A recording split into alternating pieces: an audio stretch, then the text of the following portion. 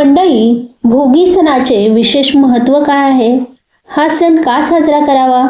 याबद्दलची अधिक महत्त्वपूर्ण माहिती आज आपण जाणून घेणार आहोत.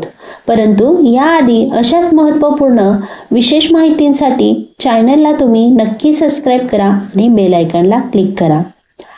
भोगी हा सण मकर संक्रांतीच्या आदल्या दिवशी साजरा केला जातो. हा सण जानेवारीच्या अगदी मध्यात येतो. हा सण एक आनंद उपभोगण्याचा सण म्हणून मानला जातो.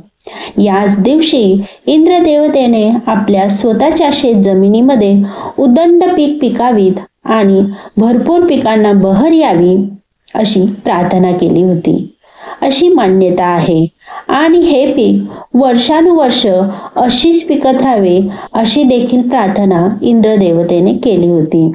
या दिवशी काही राज्यांमध्ये लहानशी होळी पेटवून आहुती सुद्धा दिली जाते. तसेच या दिवशी जुन्या वाईटाचा त्याग करून नवीन स्वीकारावला जावं असा बदल केला जातो. या मोसमाच्या काळात सर्व प्रकारच्या भाज्या, शेंग सोलवा उपलब्ध असतात.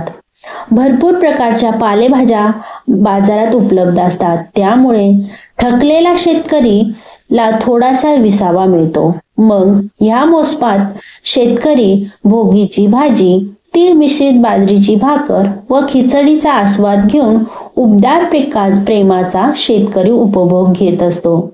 या सणापासून भारतभर बाकी सणांची सुरुवात होते. या सणाला भारतामध्ये वेगवेगळ्या नावाने संबोधले जाते. काश्मीरमध्ये याला संक्रांत, शिशुर संक्रांत म्हणून ओळखले जाते. तामिळनाडूमध्ये पोंगल, आसाममध्ये भोगली बिहू, पंजाबमध्ये लोहरी असे देखील म्हटले जाते. असा हा भोगीचा सण याच्या दिवशी भरपूर भाज्या पाले घालून भोगीची भाजी, बाजरीची भाकर आणि खिचडी बनवली जाते आणि देवाला नैवेद्य दिला जातो. अशा ह्या भोगीच्या सणाच्या तुम्हाला हार्दिक शुभेच्छा. अशाच महत्त्वपूर्ण माहितींसोबत पुन्हा भेटूया. धन्यवाद.